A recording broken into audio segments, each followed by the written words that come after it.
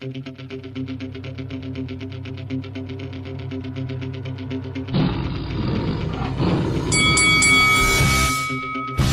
up, this is your boy Roy Jones Jr. and you're watching Lifestyle. This is Faisal for Lights Out, proudly sponsored by Spartans Law. Delighted to be joined by Johnny Nelson here in Cardiff. Take two.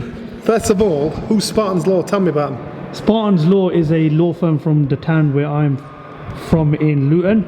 Yeah. Legal. I like that. That's a good name, that is Spartans Law. I like that. Good yeah. shout. Well, do you know what? I'll definitely cut this bit of that clip out and I'll send it across to them. They'll be really happy that. Big up Spartans Law. Get involved with them. Get involved. You want protecting? You need a Spartan behind you, man. Protect you in and out of the courts. I couldn't have said that better than myself, but no, Spartans Law are our sponsors, so massive shout out to Spartans Good Law of them, as well. I like him helping. I like him helping local people out, so that's good. Local businessmen. Well said, Johnny. Once again, massive shout out to our sponsor, Spartans Law. Johnny, I know we spoke yesterday, but you've had a time to rest, you've had a time to sleep, you've watched the press conference. What's your gut feeling telling you about Saturday night main event that we've got between Dean Williams and Usyk? As I said, I wouldn't put my house on the result. This fight can go both ways. I'd lean towards Chris, not only because Chris's calibre of opponents that he's had compared to Liam's outweighs it. I think Chris is busier. He's probably got more artillery, or he's shown us he's got more artillery. Liam, we've not seen what all the artillery Liam has, so that's why you've got to lean towards Chris. But Liam can fight. I've seen it in the gym.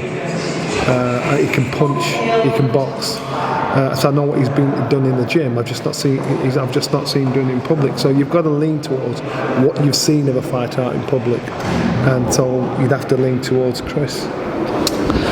Usyk Jr., 32 years of age now. Obviously, we all know who Usyk Jr.'s old man is. Had a phenomenal boxing career. He comes from a boxing family. Why hasn't Usyk Jr. been able to hit the levels that he should be hitting right now at his age?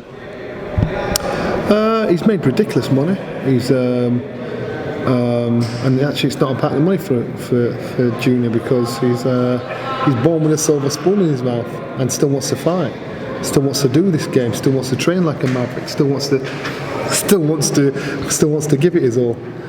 So you've got to respect him for that.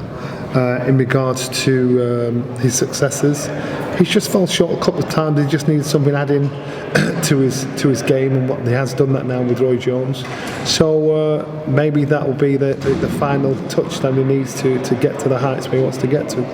Sky Sports and Box and Wasserman have invested a lot of time in Chris, rightfully so. They are looking after him now. What does a defeat do for Chris on Saturday night? Do you think that could potentially be the end of him if he was to lose to Liam Williams on Saturday night? Wouldn't be the end of him, but it would. No, I don't think it'd be the end of him. I don't think he's that kind of character. I think he's the kind of character that if he got turned over Saturday night, he'd want to come straight back in and try and rectify it. I'd be very surprised if he walked away if he lost. You're one of the few guys out there that knows Dominic Ingle better than anybody. You worked at the Ingles gym throughout your career. Do you think it was a wise move, Liam, leaving the Ingles gym before this fight and going to work with Adam Booth? No, I don't. But to go to Adam Booth, if he was going to leave the Ingles gym, that's where I would go to. I rate Adam Booth. If I was an England fighter, well, when I was an England fighter, I would never leave. Because sometimes it's hard. Sometimes, and some fighters need a bit more one-on-one attention, and Liam actually probably needed that. And Adam Booth probably is more tentative like that.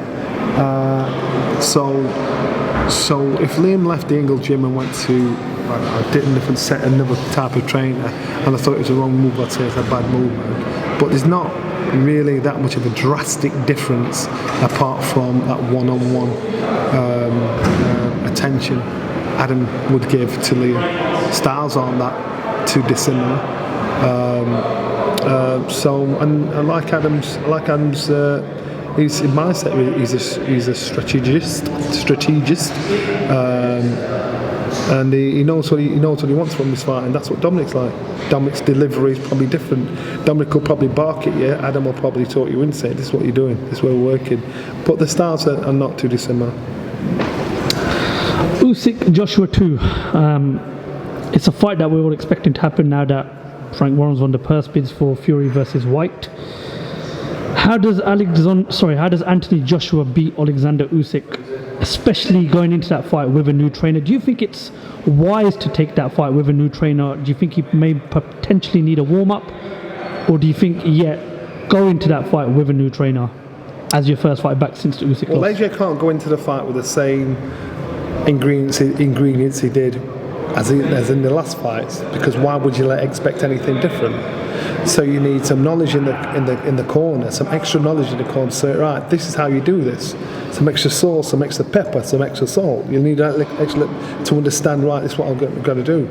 And AJ's also got to that fight. It's told him he needs a bit of that rough edge back. I was watching AJ against Dylan Whyte the other night, and I thought you were both raw, rugged, and that's what they need to bring back into the game, as well as that refinedness that they've acquired over time. Tyson Fury has that. Tyson Fury is rugged, he's raw, he'll bang you with the elbow, he'll hit you low, he'll lean on you. He knows all the old school tricks, and he can box. So he knows that. Both Dylan and AJ, they neglected that a little bit, so therefore they've got to bring that back into that fight game alongside that refinedness they've picked up along the way. AJ knows. Well, look at this way. AJ went to fight Usyk the first time and beat him at his own game. He didn't. He got dealt with. So AJ going then in there fighting AJ's way, as well as a bit of refinement, which you need from time to time. That's what he's got to look on doing. And I think he kind of figures that out. You look at Usyk's face after the fight, even though AJ got done, Usyk's face, I've never seen his face in that such a state after a fight. I believe AJ can turn it around. It's not an impossible task. People are too quick to write somebody off. and to me, it makes me smile. I don't mind, pissing in the wind. I don't mind saying what in my opinion what's capable, just because the masses are saying something else. I think Anthony Joshua can turn it around, just like I think he can turn it around against Ruiz. Again, same thing as says. AJ's done this, AJ's done that. Should he take a rematch? Should he do this, that and the other? He came back, he won the fight. He realised what he has to do to fix it. The rematch is there. They talk about this AJ wanting to get step aside money, and he put something out. I thought, good on you. Unless you hear it from the horse's mouth, don't believe what you're seeing printed.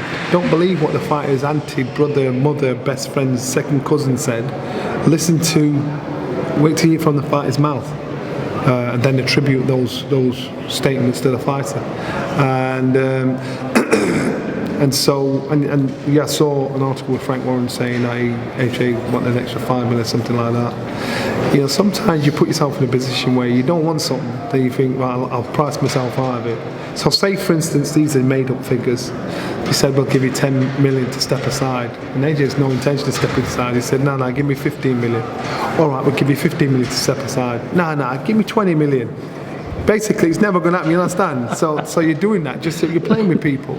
And remember, AJ might be thinking, well, Fury played with us when he made out as though that we'll find each other. So I get that. So again, I believe what I hear from the fighters. That works from me. Tyson Fury benefited massively making the switch from Ben Davison over to Sugar Hill Stewart. We've seen Tyson Fury elevate his game to another level. We saw Tyson become a different animal in those two fights with Deontay Wilder. Anthony Joshua's been with Robert McCracken throughout his whole career. Do you think it's the right move to leave Robert McCracken and start a new era with a different trainer? But he's also added to his camp. So he and Robert, I understand they have a good relationship, a respectful relationship. So and I'm quite sure they've had that discussion and had that conversation in regards to AJ bringing people on board. And Robert's pretty cool, man, and so is AJ, and AJ's a loyal guy. So if he thinks he needs something added to his team, I don't see a problem with that. You know, you got to have a lot of wisdom in your corner to help you out. And if thinks he needs something else because the first fight was Usyk wasn't enough, then so be it. He's just got to do what he's going to do to win the fight. Just one final one, Johnny, before I let you go. What do you want to see Canelo Alvarez do next? There's a lot of talks about a fight with Jamal Charlo. There's still that possibility of fighting Lunga Makabu. You know, there's the guys that like heavyweight, Bivol, Biev.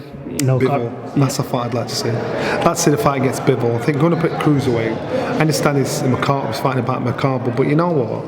As a former cruiserweight, if I ever thought something like Canelo was stepping up to my weight division and to boss my weight division, I'm quite sure this cruiserweight's out there thinking, you what? You're mad. He's come to our weight division. So, and you can do it with certain fighters. So McCarthy's the perfect opponent for him to say, you know what, I'll step up and fight you, but I'm not a cruiserweight and I'm going back down again. Cruiserweights that are worth the salt and think, you mad, you ain't coming up here. Why you do that when Usyk was cruiserweight champion? You understand? You know, so I would say Bivol, that's a good fight. But listen, I rate Canelo. I think Canelo is technically a very good fighter. Technically, he's on point. Technically, he's got to be one of the best fighters in the world. You know, and I rate him. So if you're saying stepping up, as far as I'd go light heavyweight, but you can't blame him. McCarthy's there and thinking, you know what, he's the pickings. You know, I'll take some of that fruit. But let's not look at him and say this guy is the best cruiserweight in the world. If he ends up winning the world title, he's just picked a belt up from what somebody that's weaker in the division that he can fight. But I'd say Bivol, getting there with Bivol. I know I said last question, but because of what you said, I have to ask this one. Let's say in your time, if Canelo stepped up I'm in going your... to get so much backlash. Ask me. Go and ask me.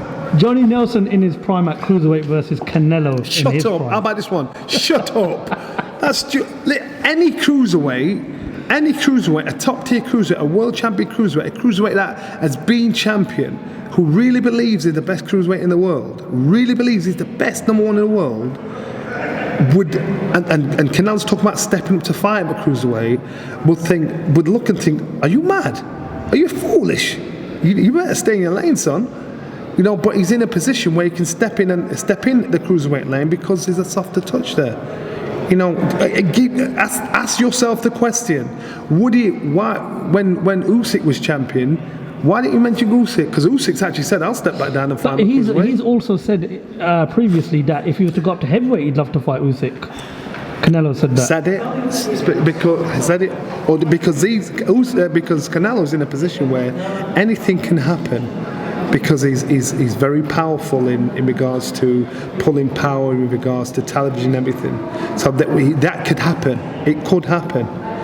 I know Usyk has said, I'll step down the cruiserweight, let's do it. That conversation will be forgotten. You know, people develop amnesia. No, I didn't hear that. Let me go McCarthy. So if you pick the right fight, you can get the fights. And so he's just picking up another weight division. All right, but Johnny, you still didn't ask my question. No, he didn't. No. Johnny Nelson at cruiserweight. When I was champion, I believed I was best in the world. Rightfully so. Canelo would not step up and fight and beat me at cruiserweight. Not in a million years. Not in a million. I don't care what people say. Not in a million years. Never would have happened. Maybe only in like a consoles game, or I don't know, prediction-wise, but we'll never get to see it. One of them stupid little games like that. Johnny, I play those stupid little games, all right? But nah, and I don't care if people want to get gassed at and say what's Nelson talk. I don't care, you know, because unless you fight, if you're a fighter, you're telling me this, then maybe we can have a conversation. But don't be telling me from your armchair, nah, Canelo would have done this, Canelo would have done that. It means you don't know fighting. It means you just don't, and I don't have a problem with that. I don't, because everybody's entitled to opinion. But as far as I'm concerned, there's no way Canelo would step up to cruiserweight when I was champion and do that. There's no way Canelo would step up to cruiserweight and fight Usyk when he was champion. You know, there's no way, and I can pick so many fighters that were out there at cruiserweight, so we can always play that game. But he's doing it with the right fighter, the right size fighter, the right opponent. That's just how it is. All right, okay, I actually don't want to let you go now, but I know you've had a long day. Johnny, listen, thank you very much for your time. Entertaining as always, and thank you for talking to Light Satellite.